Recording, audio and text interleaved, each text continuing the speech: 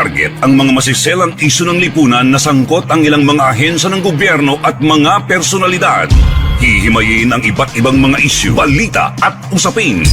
Puntirya ang mga tiwali at ilalantad ang mga mali sa pamahalaan. Walang sasantukin. Tamaan na ang tamaan. Kung salot ka sa bayan, sapul ka ni Rex Cayano sa Target On Air. Ang bahaging ito ay hatid sa inyo ng Processed Dairy Essence Cheese, Purple Love Cafe, Green Rose Resort at Robinson's Malls. Ito, nakikinig ko sa atin yung taga-barangay Pansol, ha? Ito ho yung binabanggit ho natin kanina, ha? Yan daw ho mga mag-aaral sa barangay Pansol, Quezon City. Sila ho yung nagpapasalamat to kay Councilor Dr. G. Lumbada. Ito yung lagi ho nating binabandera dito ho sa programa ho natin. Bakit? Paano sa dami ho natin nakakausap yung mga tinulungan ho ni Konsehala Dr. G. Lumbad. Hindi ko naman ho kilala ho yan personal Pero mas higit hong kilala yung mga nabibigyan ho niya ng tulong, ha? Kaya masaya ho sila, ha? Diyan ho sa Quezon City, habay nasa 4,000 free bag at school supply. Mantakin niya ipinamahagi ng isang konsehala. Diba? Dapat magkaroon din ho ng ganyan sa mga bawat barangay.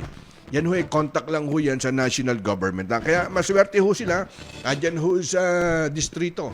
Anong nasasakupan ho ni Konsehala Dr. G. Lumbada. Yung pala ho mga taga-barangay Pansol. Abay, magandang hapon, ha? Sabi niya, Karex, halos 2 buwan. 2 buwan ho namin hindi ho napakinggan. Ako, pasensya na, ha? At meron lang ho tayong inayos, ha? Bagamat hindi lang ho tayo pinalad, mas mapalad ho kayo, ha? Diyan ho sa Quezon City, ha? Kasi nandyan ho si Dr. G. Lumbada. Yung mga taga-barangay Pansol, ako, salamat, ha? Salamat ho sa inyong pagtutok, ha? At sila ho nagpapasalamat kay Konsehala Dr. G. Lumbad. ang bahaging ito ay hatid sa inyo ng Robinson's Malls.